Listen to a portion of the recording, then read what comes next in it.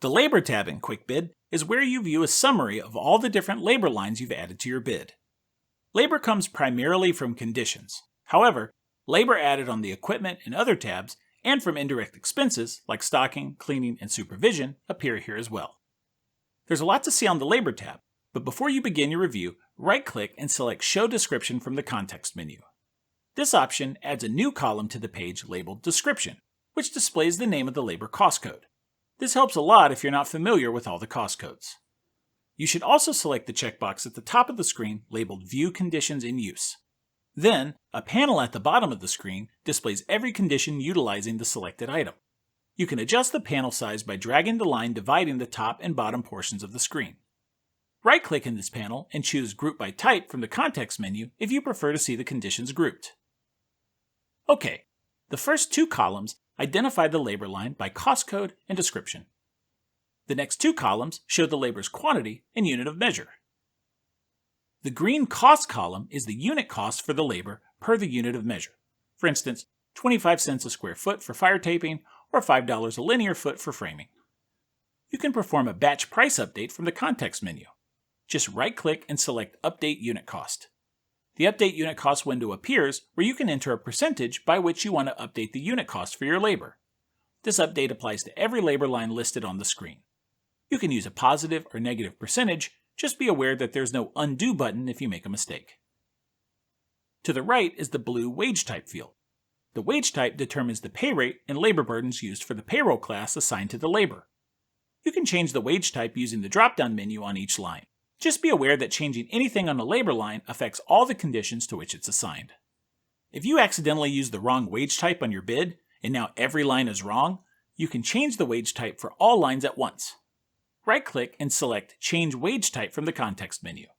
The Change Wage Type window appears where you can select a new wage type to apply to every item on the Labor tab. Toggling between wage types in this way can also be used to simply see the cost difference between different wage types. The following field, Quantity per Hour, is a production rate field. It tells you how fast the payroll class works. Take cost code 105 for wall framing, for instance, at 125 feet per hour. If this seems too high or too low, you can adjust it. But again, like the wage type, changing the production rate impacts every condition to which this labor line applies. If you only want to adjust the line in a few places, double-click the condition you need to change at the bottom of the screen and update the production rate there instead. If you want greater control over editing your production information from the Labor tab instead of condition by condition, select the Show Production checkbox at the top of the screen and Break Labor on Height from the context menu. These options add more fields from the condition detail screen, such as the height of the condition, material item information, and all production rate fields. You can right-click the production rate fields to change how the figures display, such as in days or hours.